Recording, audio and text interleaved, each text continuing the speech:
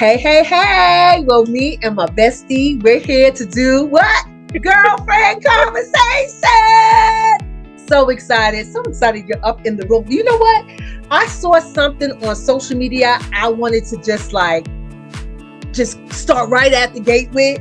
Okay. Have you been hearing there's this affirmation this young lady did about meeting her boo, and it's like a mic drop affirmation, but there's this one section of it that I was like, ooh, we got to talk about. Okay. So it says, I start over as often as necessary because I am not starting from scratch. I am starting from experience. And with every experience, I grow healthier and mature. That is so deep. I was like, I like that.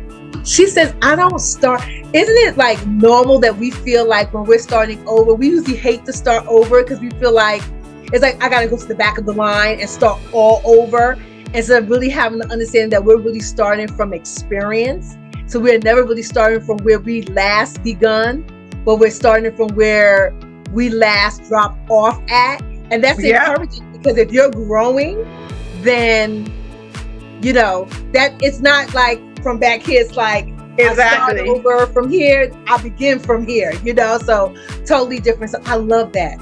I love that, because I think we when we feel like we have to start over, it's like that whole level of anxiety comes up, and you feel like, oh my goodness, like I gotta start back at step one. It's like, then you feel like you have to catch up. Like you have to I gotta catch up because I'm behind the 8 ball. I'm behind, now I gotta catch up. So let me rush. And then rushing, you always know that we don't make the best choices when we rush. So it's like, you know what? I'm starting from experience. Yeah, so I gained all of those relationships were purposeful for where I am today.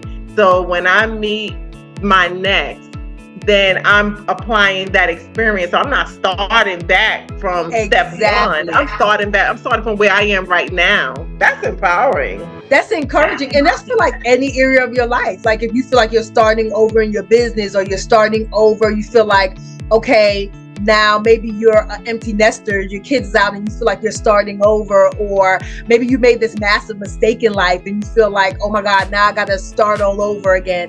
And there's just this feeling like, that means I'm, like you said, like I got to go back so far back. Yeah. You know? And there's nothing empowering about that. It doesn't feel good. It's nothing you want to celebrate. Yeah. But it's encouraging to know I'm starting from experience. And even what we're doing right now, our whole lives led us to this moment in time.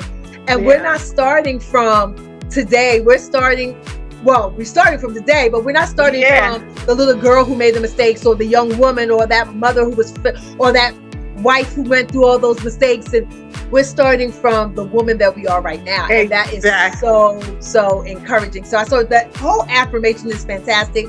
I will definitely drop in the link, the actual whole entire affirmation. But I think it's just so wonderful to apply it to like every single area of your life. I think even when I start thinking about like when I wanted to go back to school, and there was a little bit of like fear there, because I was like, oh my goodness, look at my age, you know, I'm at what we call maturity, right? So it's like, oh my goodness, I'm behind, right? And I had to come into myself. I had to accept where I am, accept that, you know what, I had to tell myself it's okay. Like you're starting today, you're starting where you are right now. But look, you went through some things that has caused a few hiccups along the way. So don't be so hard on yourself. You're starting though. You're restarting, because girl, I went to school like back and forth. Like, you know, but I'm restarting. So I have to like appreciate that and celebrate that and give myself forgiveness for that. But if I didn't do that, like you were saying, like that quote, that affirmation, goes with everything in life. Yeah. So I had to apply that in my school, going back to school. It's like, okay, you know, you're restarting, but you got to forgive yourself, and you learned a lot of things along the way. And I think it allowed me to apply myself because I'm ready. Don't you feel like sometimes you start something but you're not ready? Like you start and you be like, this is it. I'm good to go. This is it. And then you realize, you know what? I'm not quite ready yet. And then you stop. Yes. You stop along the way. You be like, okay, you know what? I'll start it again at another time. Yeah. I love what you said about school, because that's a perfect example of what this quote is saying. It's like, could you imagine if you started your program 20 years ago? It was a different, Olympia that was showing up 20 years ago to now. You're coming with 20 years of experience. You're coming with all of this work experience, life experience. And so you show up totally different. So you're starting over with not really starting from the beginning. It was starting with all of, those experiences coming with you into your educational endeavors. And as a result, you can show up so much more powerful than somebody who's just coming out the gate. So yeah, that's a perfect example. So I love our conversations because our conversations go so many different ways. Yes. Right? We navigate through so many different roads with our conversation, but I want to be honest. Because my spirit is like, this is your transparent moment, right? Okay. And so so you're talking about school, right? And I feel this is truth, because whenever we say truth, the truth of the matter is, yes. The truth of the matter is. I'm graduating in December. I'm proud of the journey that I traveled. But one thing that you notice that I always say, that I'm very proud of the grades that I have, and I say that I'm graduating with honor. Right. How I feel, no one has said this, but how I feel is that people are like, girl, so what? You graduate, okay, no big deal. Like, okay. And I had to accept that maybe it's not a big deal to other people, and it doesn't have to be, right? Because it's my accomplishment, but it's a big deal to me. But what it is that little girl, talking about way back in the day, 19 years old or, younger. Yes, talk about it. A lot of mistakes along the way. Yeah. And never thought that she could be on a dean's list. Never thought that she could be on a roll. Never thought she could be any of those things. And so when I step up and say I'm graduating, but I'm not just graduating, I'm graduating with honors. It's me turning really to the little girl to say, girl, yes, you did that thing. Yes. You made a big time for what you did back in the day. So when I feel people shrinking, because I don't just look at people, I feel people. Yes. So when I feel people's energy shift, like, I'm like, no, but you don't get it. I ain't saying it just to say it like, I graduated with honors. I'm saying it because the girl who I was back in the day, the girl who tripped over all those relationships, the girl who made all those bad decisions, that girl, I didn't think she would be here today. Yes. So I should be shouting with a bullhorn to say, I'm graduating with honors. And I love it. Read the quote, that was the trigger inside. So as we always do, we always share. So yeah, I love it. And and you segmenting perfectly into what we want to share today with everyone, and what we want to talk about. Today we're rocking each other's t-shirts, and hello, this is my girl. Mm-hmm. This is my girl t-shirt. Hey. Yes. And girl, I want you segmented perfectly to what your shirt represents. And so let's just talk about, I love the whole mantra behind silence the inner critic. And that's what you're talking about right now. That voice inside that wanted to tell you people don't want to really hear what you're talking about. Like, girl, please be quiet. 52 million people don't graduate, and 52 million people will graduate. That's that little thing in your voice, in your mind, that's telling you that, so you can begin to frame your world based off of that lens. And people don't want to talk about it, but there's multiple voices in our minds. And people, because, you know, we always used to hear when somebody said, well, there's all these voices, you thought of Sybil, or you thought of somebody who's like in a Looney Tune or something crazy. But we got our broken self. We got our healed self. Yes. We got our I don't believe in myself self. Yes. I'm not enough self. We got all of the experiences that we carry to the table showing up at our life stage.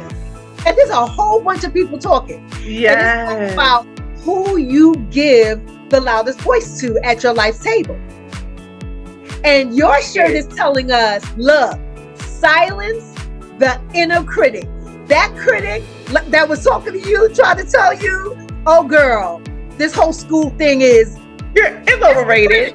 That's the inner like have several seats.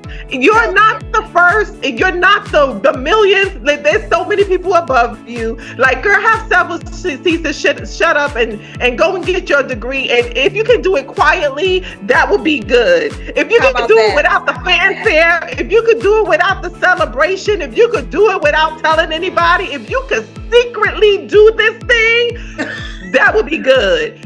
And if you listen to that, I'm the animated friend. Girl. Yes. Yes. But talk about it. If you allow yourself to hear that voice, to acknowledge it, to allow that voice to be louder than anything else, you will, you know what? You will go through life feeling like you didn't do nothing when you did. Ooh, how many people felt that way? How many people feel like, I didn't do nothing with my life and I'm still in the corner waiting for God to tell me, now is your time. When God has already said, it is your time. Your time is now. I opened up the gate. Listen, I'm flashing. I have to airport. Like, come on. Okay. Okay, hello. It's been your time. You've been living your time. You know, I think Sarah Jakes makes this comment about this whole thing about waiting. You know, we hear many people talk about it. It's just this whole idea of waiting till you arrive so you can speak. I love when you said that if I could just do what I'm doing silently. You know, it's like everybody got the loudest voice, and sometimes you don't know your voice. Sometimes it's like you think these other voices are your voice. You're like, well, if I'm talking too much about myself and I'm being maybe too much of a show off, or I'm being too boisterous, or girl, why you doing too much? You just in the land of much too much. Just be quiet. But it's vitally important that the real us stands up and the real us shows up, and the real us is the one who's speaking. Come on. That is I know we talked about it all the time, but just what inspired you to want to do this? Because there's many different sayings that you have. There's many different mantras that you believe in. There's so many things that you stand on. What made you say, I want to put this statement on? Yeah, this was my statement. I think when I started to think of the woman that I was serving, I was serving me. And that person is saying, like, you are enough.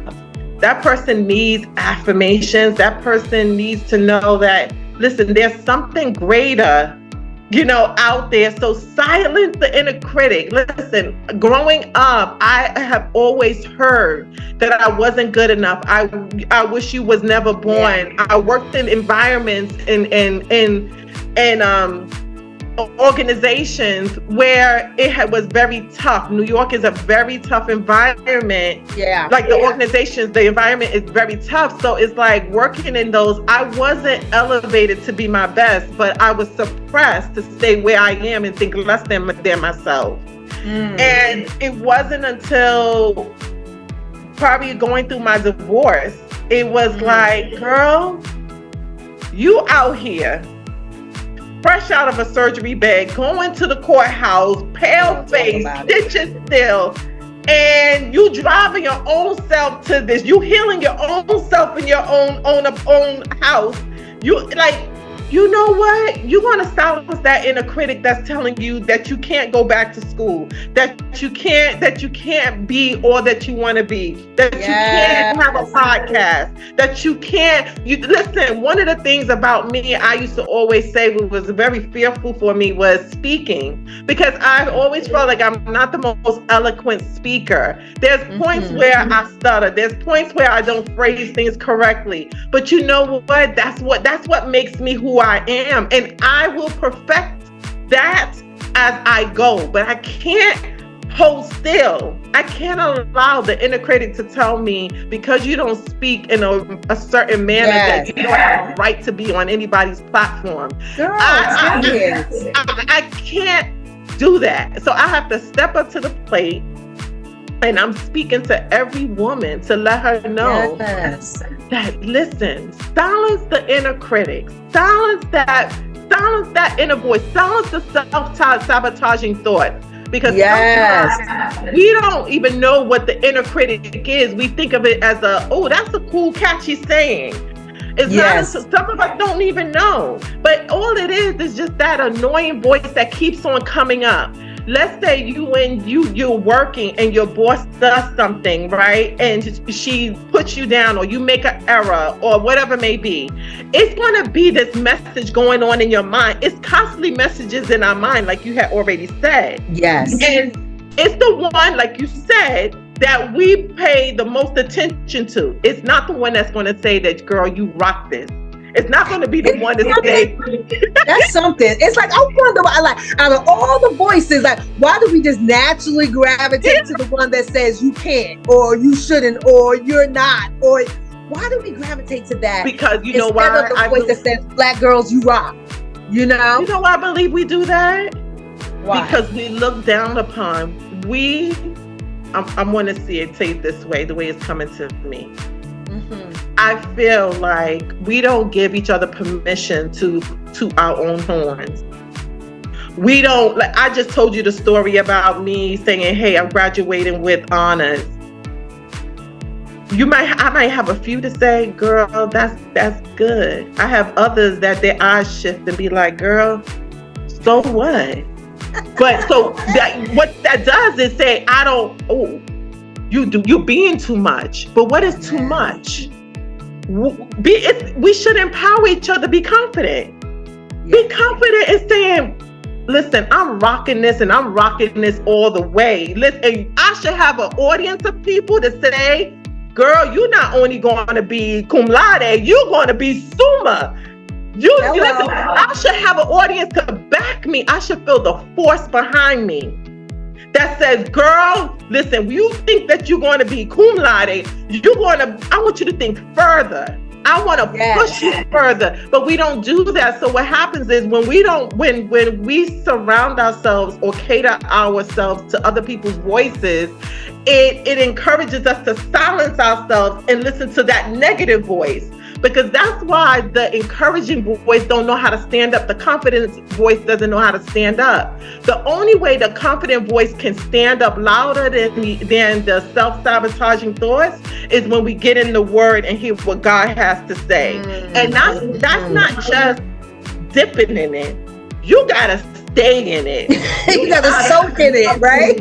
You have to soak in it. So the moment you hear somebody say something, you gotta be, you say it often.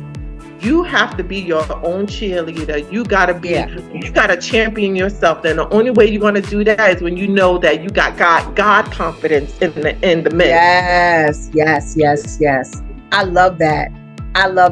And it's when you were talking, it made me think of also about sometimes what makes us silence ourselves rather than the inner critic is because we admire people. And sometimes we could admire people and so much and see ourselves less than, because we're that compare and contrasting that's going on. Like you talk about speaking. Oh, I see this person is just an eloquent speaker, so because she's an eloquent speaker, I'm not a good speaker. It's like we just give these contrasts. Instead of understanding there's all different types of speaker. And there's some people that's going to gravitate to that one, and there's some people that's going to gravitate to you.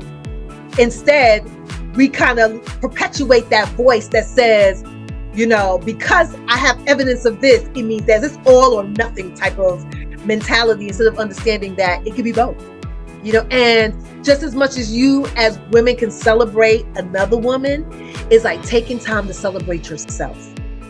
Taking time to say, yes, I am graduating. I am graduating. What is it? Summa? Yeah, summa cum laude. Listen, I am graduating. I'm striving to get there. Listen, I'm striving to get there. Well, you worked hard to get there. And you gonna wear that tassel that says you got there. And you're gonna talk about it from right now in the confidence of what it is, and not feel like you gotta bring yourself down and start shrinking. Yeah. That you can feel comfortable in rooms. It's like this feeling, I gotta feel comfortable in different rooms. Sometimes the best way to feel comfortable is to shrink yourself. When it's like, that has been my life. Wow. That has been my life. And that's why your shirt means so much. My stars are my beauty marks. Yes, it got there. Yeah, you got it. I want to sit back a little bit. Yes. My scars. This shirt, I do want to know, like, what made you, first of all, I love the color is black. Then I love that it's red. It looks like fire. It looks like, it's so electrifying. Like when you look at it, it's just like so bold. It is beautiful. Beautiful. It is making such a statement with so much beauty and so much power behind the words. So when I saw this, you made this shirt, you created this shirt. It spoke to me because it mirrored Silence the Inner Critic. It was saying, listen, celebrate the scars that you have. And at the time, I had physical scars. And what I couldn't accept, I couldn't look at myself in the mirror. And it wasn't until your friends, your sister, your bestie, Paris, who told me on the phone that, girl, those are your war wounds. Like, be thankful for those things. And I was like, oh, okay, all right. I didn't see it from that perspective because I'm healing in my journey of overcoming, you know? And I was like, okay. And then I had this shirt, and the shirt spoke to me because it's like when you look in the mirror and you see those slashes, those are your beauty marks. Yes. And then when I took it deeper, it said every single thing that you went through. Yes. Every single challenge. Every time you cried. Yes. Every time you doubted yourself. Every time you felt like you can't get back, you can't get up and move forward. I want you to know that you're beautiful. The way that you are. Yes. Even though you look like you've been dragged through the mud. Okay. But you are still beautiful. Yeah. And if you don't want to see yourself as beautiful, once again, look how God sees you. Yes. So when you wear this shirt, it's a reminder. Listen, my scars, everything that's my beauty marks. You can't make fun of me. You can't do nothing to me. You can't. What you gonna say? What you gonna do? Exactly. These are my beauty marks. It's made me who I am. It makes me step up to the plate. It makes me be confident. I said something not too long ago. I said, you know, like with people were being drafted into NFL. I want to get this right. I want people coming. Okay. Right. So they'll be drafted into the NFL, and I was watching it, and God spoke to me. And he said, you see them being drafted for the NFL. He said, but that's the same way. He did that. You hear them call out the name. They call out the people. Everybody's cheering and stuff like that. But that's the same way that you're being drafted for your purpose. So So my scars are my beauty marks because I was busy being drafted to be where I am today. Girl, I can't say it any better than what you just did, girl. That's like a mic drop. Mic drop. Yeah, because it's a paradigm shift, right? We're used to seeing scars as something negative, something to hide from, something to be shameful about, something, and yes, you were talking both about physical scars and emotional scars, and we have mental scars, and we all have scars, all of us. And what we love to do with them is put a permanent life Band-Aid on it and nobody to see it. But you couldn't be who you are today without the fullness of everything that you've been through. And it's so important to really embrace your healing, to really like walk into that thing. You're going to have a different paradigm that's saying, I can't look back at my past and close my eyes to it. I need to embrace it because it's the fullest. To look back is looking back at parts of yourself. It's like you can't take what happened to you 20 years ago and just compartmentalize it on the shelf somewhere. It's with you. You're wearing like clothes. You're wearing it. Yes. It's with you wherever you go. So it's up to you to decide and to start defining your life. It's up to you to say, well, these are ugly scars, or it's up to you to say that these are beauty marks. It's all about how you define you and how you define your life and how you define your past. And I felt that sometimes we need something bold that we can say, because I feel any person that buys that shirt is bold to say, that's what that is. Acknowledge I got scars. And then they have to also acknowledge that I don't see them the way maybe some other people may see them. I don't see them the way some of my friends in the past or my family in the past or even my love interest might have saw me. I see myself in the fullness of the beauty of who I am. And you used to hear that statement, beauty's in the eye of the beholder. You remember you used to hear that all the time, beauty's in the eye. Exactly. And you have to behold yourself. You have to look at yourself and say, and I feel like you really can't go through a complete and full healing until you accept yourself. That's the first phase of healing, acceptance, getting to this place of accepting, you know what? Yeah, I did go through that ugly divorce. I remember I didn't want anyone to know that I went through divorce. It was like the most shamefulest thing. I was the only one in my family that had ever got a divorce. It's not even something I believe in. It's like, how do you not believe in something and it is like demoralizing. Yes. And I would like to just always skip around that subject and not talk about it. And then I would be empowering women to stick in there, stay in there. Yeah. Sometimes you have to change. They'd be like, well, where are you getting this from? And I had to really pull the mask and say, I was married. And they're like, really? Yeah. Yes.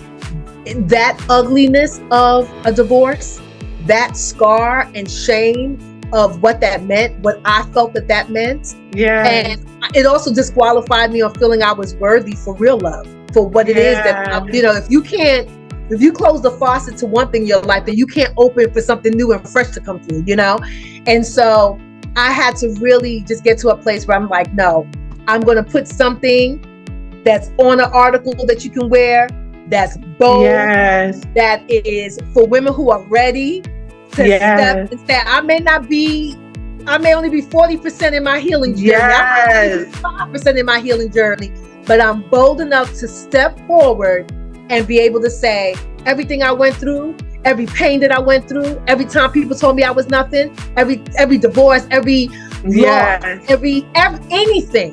Because we all have different degrees of scars. Whatever your scar is, I'm declaring that they're beauty marks. And because of that, when you have a beauty mark, it's something that is beautiful. You want to show it. You sport it. You be like, hey, look at that. Okay. Look at me, So it makes you show up differently because it definitely does. I have to say that accepting my scars as my beauty marks, it ushers me into the confidence and ushers me into accepting me. I have to be honest and say that I didn't always accept me, and hey, I feel like probably just started accepting me probably, 4 years ago, it's 2024, right? So probably 4 or 5 years ago. I think I was always looking for acceptance in something. And even though, or I straddled it, right? So I had one foot and saying, this is me, and because I'm that girl. I love the fashion, I love the hair, I love the makeup, and I'm okay with that. Like, listen, I'll walk up on the train station with a 3-piece suit with a big brim hat, and I'm like, what? But then the other side of me is like, can I come in? Is it okay? Do you accept me? Like, do you like me? It was that side of it. So, and it's possible to feel that. And I think some people feel like it's either or. No, sometimes it's both. Most times it's both. Certain areas you are confident, but the other areas you're not. And I think we do what you said, which is we put on the mask.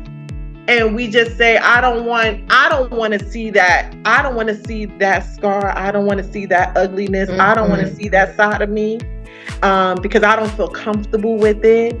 So I'm put on the mask and I don't want to see it. And I don't want nobody else to see it neither. So all that does is stunt your growth and you wind up lopsided. And so you you wind up lopsided. You wind up lopsided. You just confident in fashion. Okay. But you ain't confident in achieving your goals. You ain't confident in achieving your career aspirations. You ain't confident to be in that relationship. You're not confident to say, no, you're not the one. You're not confident in your finances. You're not confident in those areas because you just like this, because you don't want to you don't want to be like that, or you don't even want to kind of tilt the scale on the other side to say, let me deal with this issue. But I love that. I love that. And there's a lot of people, me included, at different parts of my life. You know how to put on the earrings, you know how to put on the hair, you know how to put on the clothes, and walk in a room looking as fly as ever, and yet be broken. And yet don't think you worthy. And yet don't think that nobody's like, and think that nobody see that. It's like if they around you long enough, it shows up. It shows up in how you speak. Men it shows up in Men see that thing. Men. Ooh, girl. It's like boop, boop, boop, boop, boop. You listen, you are flashing light. When you walk into that room with your skirt all the way up, your butt hanging out, because you want the attention of the guy, but you don't even feel confident in your outfit. Okay. Well, he asked you, so tell me something, where you see yourself in another 3 years, and you can't answer that. You don't. You can't answer it. You lost in that. Better. It's like, no, how? Better how? You know what I mean? So it's like, there is that lopsidedness that's going on all the time that you have to really in the work. All the work is in the work. Is so good. And I love when you said that, because you said you can't talk about me. It's like if I put myself out there, then you can't talk about me. And so in other words, all those little inner critics, the ones outside and the ones inside, you get to say, zipping it up, because I already know. I've been there, done that. I went through that. I'm not a product of that. It's not who I am. It doesn't define me. And I'm bigger and better as a result of it. And I can help somebody else along their life journey, right? But if you don't ever get to the place of looking at it, then you become a weak witness of your life, of the healing journey of life, of the power of not staying down. There's so many young people. There's so many people. I say young people, but there's 70-year-olds, it's 60-year-olds that need to be empowered. To hear, honey, that's the inner critic. It had nothing to do with age. It's nothing. I was about to say that young girl. No, as sister to sister, we need to uplift and mentor and each other. We need each other. It's so funny you said that, because when I was thinking about, when you think about the analytics of your business, right? Thinking about your target audience. You're thinking about the woman that you're assigned to support, to work alongside, to champion. I don't see an age limit for her. Really? I just to the point that you said, like, I see that we need this in every stage of our lives, with every age group. Like, this needs to happen. I feel like the young girl that is growing up, that is going through junior high school, whatever, needs to be groomed and seeing the beautiful flower that she is, so that she doesn't fall prey to the streets or fall prey to peer pressure, that she can hold her own identity and she can own that. And then she has a support system around her to help her cultivate all those things that she's feeling inside. Like, so she might want to be a lawyer, or she wants to be a dancer, or she wants to be an entertainer. Like, it's okay. You don't have to follow this cookie cutter type of way, because God created you so unique and different. And that gift that you have inside of you, an audience is waiting for you to cultivate that, so it can be heard, so they can feel you. And then I feel like when you go into like adulthood, now we're in our late 20s, 30s, 40s, maturity, 50s, 60s, 70s, 80s, 93. My mother still needs empowerment, validation, support. She still wants to feel like she matters. So I feel like we uniquely, I feel like God has given us a purpose that is so unique that it doesn't fit the world's way of, my target audience is 18 to right, 25 or something like that. My target audience is women. Yes. Your target audience is, you start to get scars from as young. It's your childhood where many of your scars even originated from. And if an 18-year-old coming out of high school can finally start to see herself from the place of beauty, from her scars, from a place of beauty, wow, she's going to be trailblazing a lot farther in life. She can see it then. And then you have somebody who's in their 50s, or I say adulthood, and we are like professional mask wearers. The moment you get to a certain age, we feel like you wake up in the morning and be like, hold on, wait a minute. People can't know I have these scars because I'm just too old. And so we just put on masks, and these masks become our skin, and we don't even know what we look like, but So, and definitely in that inner critic that we need to silence, honey, it's going from that little girl all into that senior woman who still says, am I enough? Am who I am today enough? It goes to the businesswoman who is rocking it in the boardroom, but feels like nothing in her bedroom. It goes to that little girl who's like, I finally graduated from high school, but I don't have a clue of who I am. To somebody who's 60, who's feeling like, I didn't go to school and I still want to. And knowing that's still available to you. And knowing that is still available to you. There's no age limit. As long as you're able to read, to write, to operate a computer, to submit your assignment, you can achieve your education all the way through. This t-shirt is so empowering, and I think people might feel like, oh, you know what? This might be another t-shirt that I have in the drawer. And if you think that way, then absolutely, it will be another t-shirt that's in the drawer. Yes. But when you wear t-shirts like, it is making a statement. Yes. And because you're wearing it all day. So when you go in the bathroom and you go and you wash your hands and you look up in the mirror, you're going to remind yourself, my scars are my beauty mark. Because when you go in that boardroom, so when you go in that work environment, it's not up to you. You're fighting. And sometimes you have to. You can let your guards down and you can remind yourself, my scars are. So therefore, I don't have to fight to hide it. I don't have to fight to pretend. All I have to do is get into the knowing of and own it and allow this to be a part of my identity. not a shirt that you keep in a drawer. This is a shirt that you activate. You activate your confidence, your faith, you activate, and you walk proudly. And maybe when you first wear it, you might want to put a sweater on over it, because some people might feel like, oh, I'm not ready to make that bold statement, but I'm going to right into it. So you might want to put a blazer, you know, whatever, until you find that it can be like, okay, I'm going to wear it myself. But it's a powerful shirt that helps usher you into your own identity. I love it. Same thing for Silence the Inner Critic. It's not only just for you, but it's for every person that you bump into in that season. When you're walking in the store or you whatever, and that person sees that message that's saying silence the inner critic. It's like one of those things that's like, oh yeah. It's that thing that you need to know before. Because the critic is always going to be showing up. It is always going to have something to say.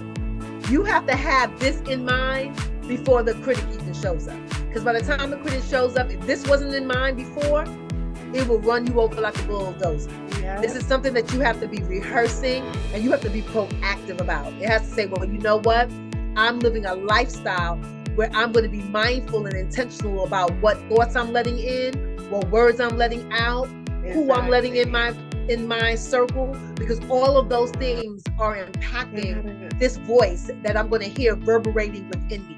It's amazing. It's like an echo. You just hear these different thoughts that's reverberating within you. When you go and you're looking at an outfit and you're like, you're not going to look good at that. It's a subtle voice that you just hear, just this undercurrent. You love the suit, it looked beautiful, but all of a sudden you don't think you're pretty enough to rock it, or you may not feel like your body image is pretty enough to rock it, or you find 1,000,001 reasons to say why you're not worthy. And that critic is always bring you to this place of thinking you're not worthy, you're not enough. Yeah. So this has to be a lifestyle. This is not something that you just, you do it when you it sounds convenient. You have to have a lifestyle that lives a life of silencing the inner critic in your life, so that when you show up, and when it's really important in a job interview, on a promotion on the job, when that young gentleman is saying, hey you, when you meet a young lady, pretty, and that you're like, I want to get to know her. Or everything you're interacting in, everything that you're doing, every decision you're making, you need to not give the inner critic any space and place in your life. So it has to be a lifestyle. So I love it. I wear it all the time. And people look, I'll be like, silence the inner critic. So I love it. I love the time that we get to share and we get to empower each other. I love that we get to rock each other's shirts and talk about it. And I'm hoping that there's a woman who's listening today and she's being empowered. She's being empowered to silence the inner critic within herself. She gets an idea of what the inner critic is. It's just these thoughts in your mind that wants to tell you what you aren't, or what you can't have, or what you can't do, or who you can't be. And there's someone there who's like, wow, I never really looked at my stars as being ones. And they can say, I'm going to start to take on that. I'm going to walk in my strength of who I am. And your strength is the good, bad, and ugly of yourself. It's not just the good, and I'm going to own that. And I'm going to show up in that. And I'm going to do that by first rocking it, saying it, not hiding the past. Don't get me wrong. There's parts of your life that you choose not to share, but you're still empowered to choose. You know what I mean? It's very different from just hiding. So I love that we were able to talk about this today, and I hope that our sister girls out there are found some nugget that they can take into their life journey. And I want people to know this. It's like saying that this has been the first over 30 plus years, probably we were almost to the 40-year mark, right? Yeah. And we're at the 40-year mark.